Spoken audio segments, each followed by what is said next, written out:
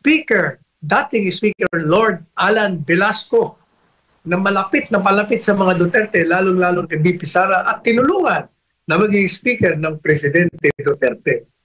Natalo sa Marinduque. Hindi lamang siyang natalo, pati na yung kanyang ama na si Presbitero Presby Velasco, dating gobernador, dating Justice ng Korte Suprema, natalo din sa halalan. Bakit? Wala akong ibang paliwanag dyan. Kung hindi, itong dalawa, hindi ko nakaringgan kailanman sa panahon ng kailangang magsalita sila upang punahin o ideklarang iligal ang ginawang pagmamaltrato, paglabag sa karapatan at pagsira sa kalayaan ng bansa sa pagsuko kay Presidente Duterte. Nanahimik sila. I remember, during dun sa kasagsagan, medyo pinipiti ko si Lord Alan Velasco. Alam mo kung sa klase, magandang pagbuntugin ng mga ulo ng mga ito. Yung impeachment na yan, tuloy-tuloy yan. Whether sa ngayon, wala na muna kasi nag-adjourn na eh. At yes. ang impeachment court, nagpadala na ng summons. Pag nagpadala ka ng summons, may jurisdiction ka na. Nire-require mo na, inuutusan mo na sumagot. Yung akusado at sumagot naman, yung nag-dimanda. Ang problema mo na lang, yung susunod na kongreso. Kung itutuloy ng mga nasa House of Representatives at yung 12 bago, papayag din sila na itutuloy nila. Pero sa tingin natin tuloy-tuloy na yan. But regardless of whether tuloy yan o hindi, ganun pa rin ang suma total niyan. Ang panalo dyan si Inday Sara.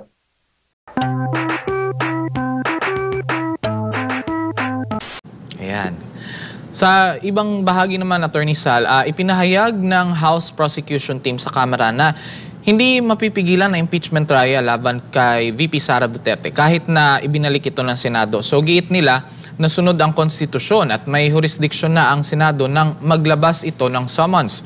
Ayon naman sa Kamara, hindi nila nilabag ang batas sa isang taong limitasyon sa impeachment dahil pinagsama-sama lang ang mga naunang reklamo. Tinuligsa na ilang mambabatas kabilang sila Chel Jokno at Representative Bordado ang desisyon ng Senado na ibalik ang kaso at tinawag itong pagtalikod sa konstitusyon at isa daw itong treacherous act sa Pilipino. Sa tingin mo, Attorney Sal, tama bang ituloy ng Kamara ang impeachment trial kahit na tinutulan ito ng Senado? Nalaman po natin, Attorney Sal, na natanggap na po ito ng Kamara no isang araw at saka posible daw na, may mga nagsabi na posible itong ibalik sa 20th Congress. So, may pag-asa ba ito sa susunod na Congress, Attorney?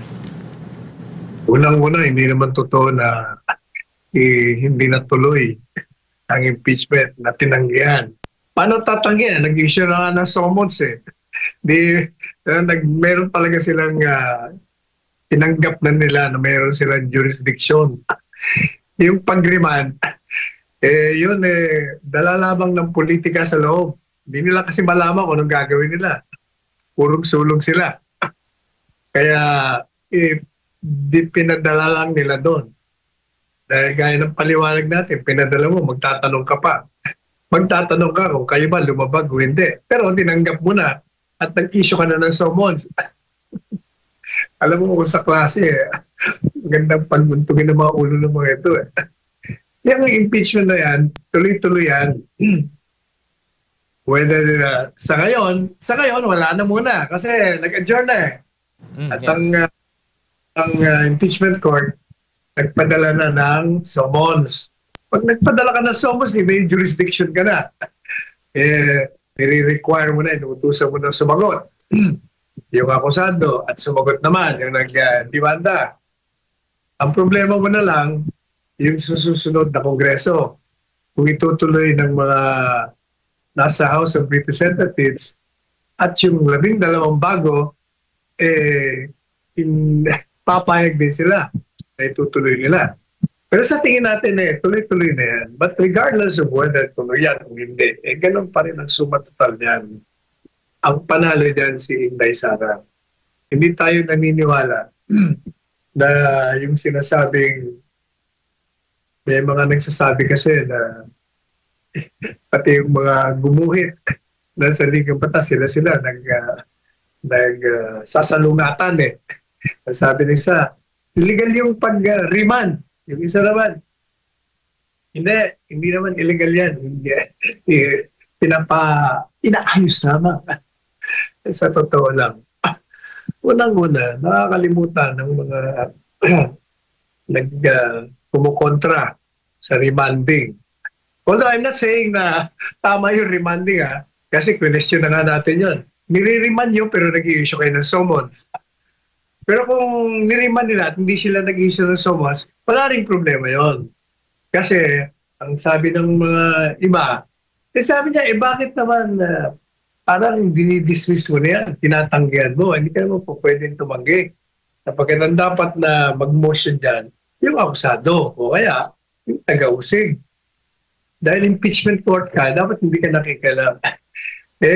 Nakakalimutan naman itong mga nagsasabi niyan na ang isang hukuman pwedeng mag-dismiss ng isang kaso kung inihain sa kanya na on its very face sa pagbasa pa lang may diferensya na yung complaint.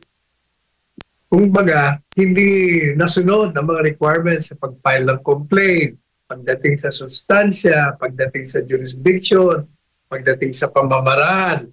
Wala yan pwede. On its own, motu proprio, the court can dismiss. Sa ordinaryong mga hukuman, pwede yan. Ngayon, ito impeachment court. O kung impeachment court, kung sinasabi nyo na sui generis ito, a class on its own. So, maliban pa sa political court, ito yung judicial court. Pero kakaiba. O kung kakaiba yan, di pwede nilang gawin lahat ng gusto nilang gawin. Sapagkat sila may kapangyarihan to try and decide. Pag sinabi mong to try, o di papakinggan mo, meron ka ba jurisdiction dyan o wala? Kung wala, dismiss ka agad dyan. So may kapangyarihan talaga.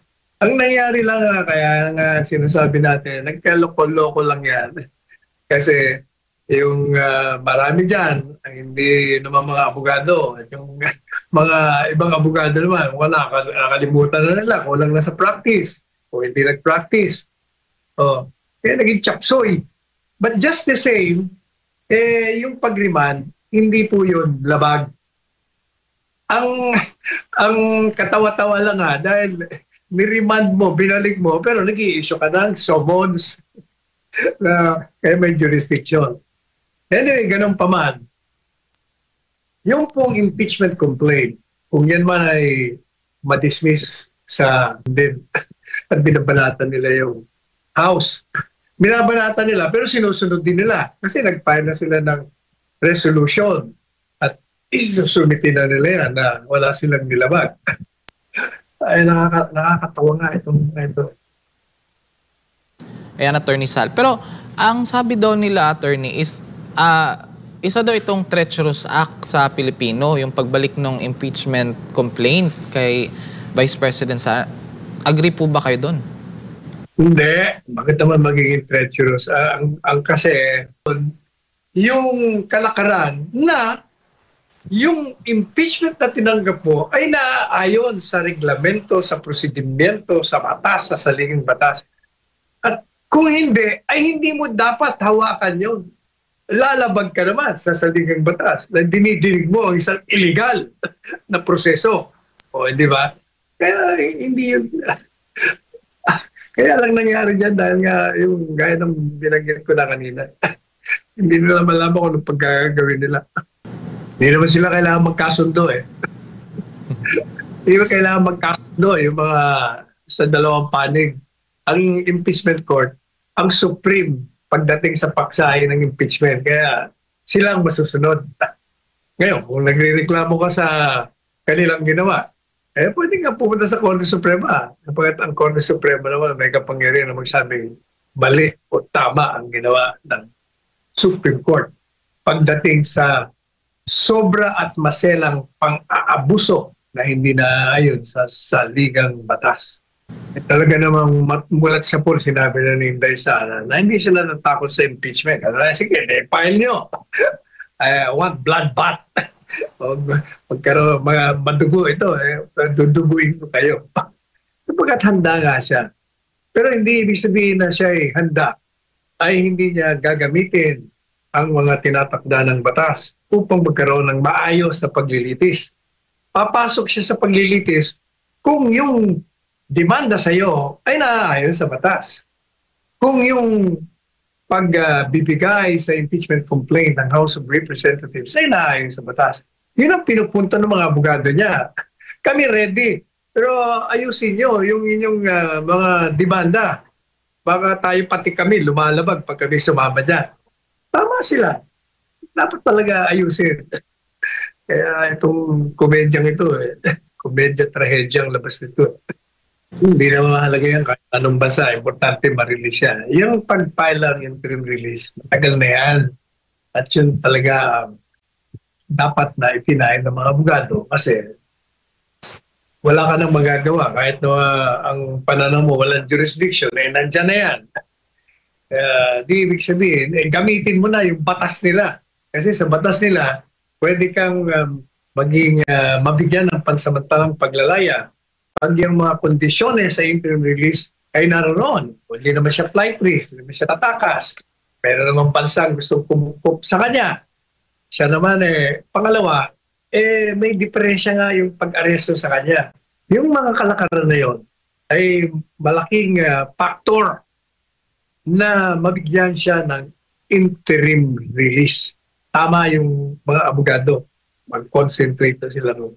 And most likely, kung itong mga judges sa ICC ay objective, fair, impartial, igagrant nila yung interim release. Yan. Pero Attorney Sal, sa tingin niyo po ba illegal bang umuwi sa Pilipinas si PRRD kung pagbibigyan ang hiling niya na interim release? Paano maging illegal? Di ba? Nag-file nga tayo ng petisyon para ibalik Paano maging illegal yan? Ang teorya nga natin illegal ang ginawa ng gobyerno. Kaya itong gobyerno na gumawa ng illegal na hakbang ay iwasto niya ang kanyang sarili. Hindi ba yan nga ang hinihingi namin sa petition namin sa Korte Suprema? The acts committed by the respondents are illegal. Hence, this government, through its officials, has committed illegal acts. And we pray and ask the Supreme Court to declare the same acts as illegal and compel this government to bring back the former president to the Philippines. Good luck sa inyo. Have a good rest. Pero kung tatanungin mo yung mga kababayan natin, ang sagot, good riddance. Yun ang sagot nila. Kasi nga, yung mga umaalis at nag-graduate na mga senador, karamihan sa kanila, kung di man lahat, ay hindi nagsalita sa paglabag sa saligang batas, sa pagsuko ng sovereignty ng bansa nung isuko nila ang isang mamamayang Pilipino na dating presidente na isinasakdal sa di umanong crimes against humanity ng mga biktimang Pilipino yung sinasakdal at dito sa bansang Pilipinas nangyari. Pero hindi umimik yung mga yan, yung mga graduating na yan. Kaya tingnan mo pinarusahan yung mga hindi umimik. Sino ba mga naparusahan dyan? Di ba? Mga re-electionista hindi nanalo. Meron nga akong kagabi ko lang nalaman na merong dalawa na kilala. Hindi lumalabas sa dyaryo, sa media. Wala ko nabasa, wala kahit dito sa ating programa, sa ating network. Hindi ko nabalitaan to. Na yung palang si dating Speaker Lord Alan Velasco, na malapit sa mga Duterte, lalong-lalo kay BP Sara, at tinulungan na maging Speaker ng Presidente Duterte. Natalo sa Marinduque. Hindi lamang siyang natalo, pati na yung kanyang ama na si Presbitero Presby Velasco, dating gobernador, dating Justice ng Korte Suprema, natalo din sa halalan. Bakit? Wala akong ibang paliwanag dyan. Kung hindi, itong dalawa, hindi ko nakaringgan kailanman sa panahon ng kailangang magsalita sila upang punahin o ideklarang illegal ang ginawang pagmamaltrato, paglabag sa karapatan at pagsira sa kalayaan ng bansa sa pagsuko kay Presidente Duterte. Nanahimik sila. I remember, during dun sa kasagsagan, medyo pinipiti ko no si Lord Alan Velasco.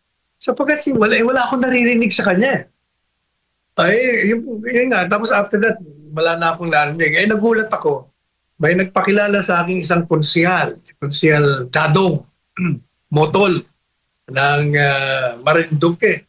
Nagpakuha ng picture kasi niya sa Mega Mall kahapon, nandyan tayo eh. At sinabi niya, natalo nga po siya. Nagulat ako. Aba, sabi ko, isa na ang ibig sabihin niya. Nanahimik sila.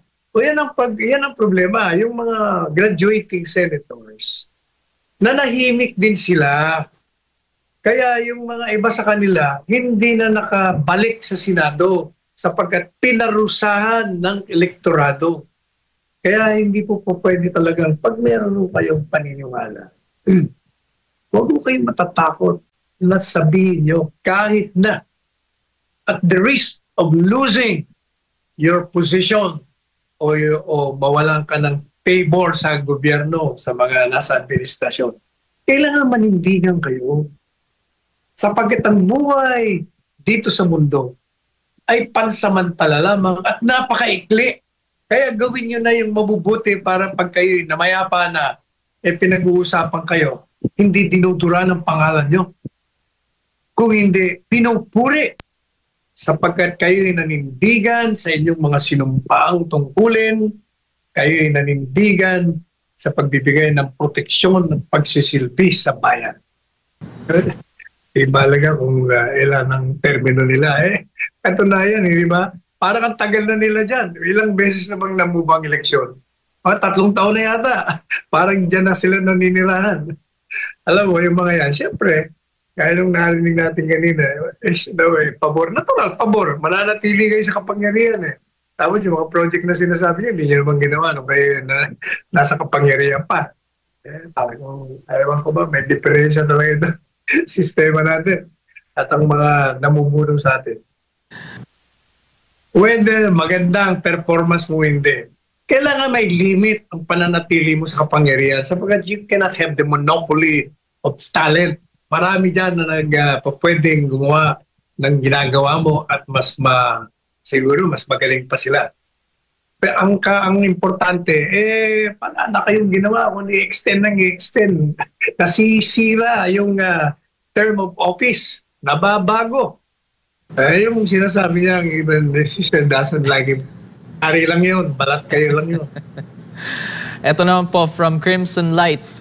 Dapat mga abogado lahat ng nasa Senado at Kamara para makapag-argumento muna bago gumawa ng tamang hakbang bago magsampa ng kaso. Okay, huwag kayo magboboto ng ayaw nyo. Hindi marunong. Yan. Kaya as much as possible, yung talagang merong magandang track record at saka magaling din sa or kahit maging abogado, ganun. So another... Yes, Attorney. Kung hindi ka naman matino, kung ikaw na papakiusapan o na-impluensya, nabibili, puro pansarili lang ang nasa utak mo habang nandun ka nanimilbi para sa sarili mo, ay wala rin mangyayari. Yan. Ito naman po, from Marlene Toledo Corpus, tama, mas marami pang problema ang Pilipinas na dapat unahin kaysa dyan sa impeachment sa pamumulitika nila.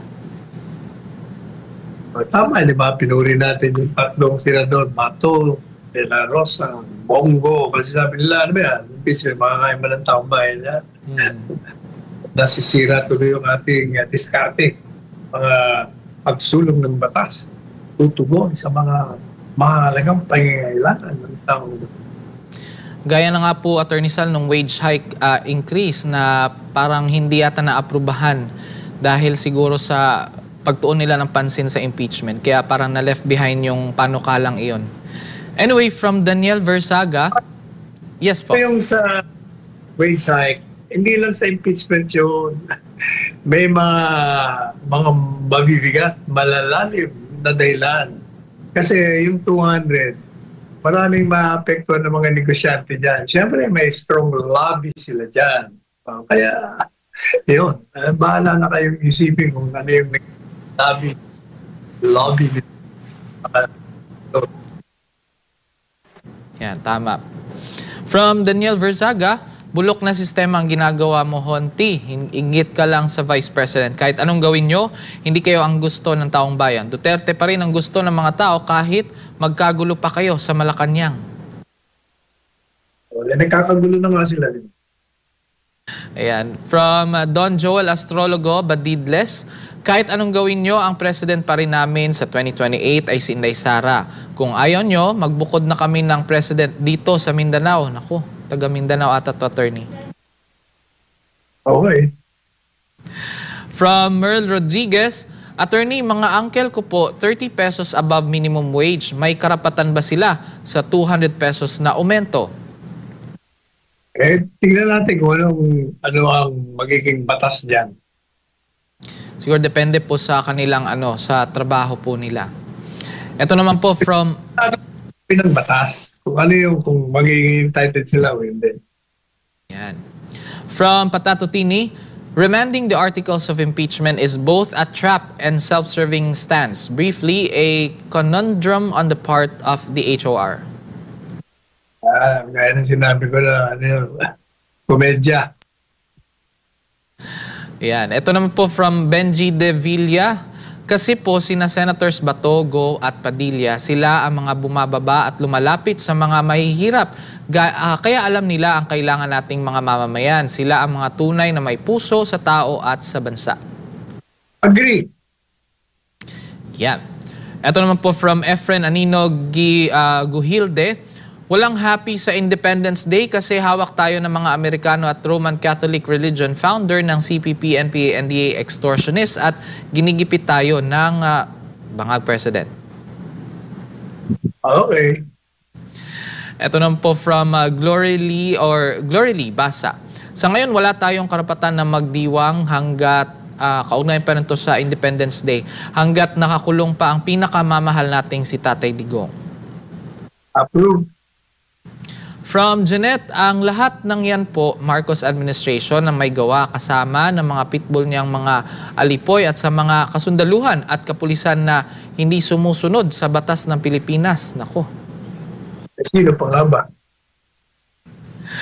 Ayan, ito po ulit kay Efren. Kawawa ang mga Duterte ngayon, bangag administration, walang kalayaan at kay Pastor Kibuloy sa SMNI at sa mga Duterte supporters and vloggers. Ito naman po from Maldita Me. As a Catholic, hashtag condemn Catholic Church with VP Sara impeachment. Do not use our religion for your evil purpose. Okay. Muli si Efren, para sa hindi pa nakakaalam, ang Roman Catholic priest at madre, si PPNP NDF founder. Sila ang dahilan na patalsik si Marcos Sr. at Erap Estrada. Ngayon gusto nila si VP Sara mapatalsik kasi NPA. Siguro hindi naman sila lahat ng mga pare NPA. Pero ano pong masasabi niyo dyan, attorney? Wala. Matagal na. Sabi na natin ang mga posisyon natin dyan, mga sinabi niya.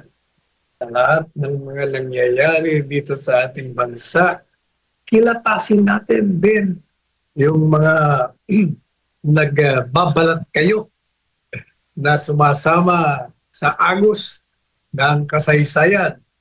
Mga kunyari, kampi. Pero actually, pasa ilalim ang pagtatraydo.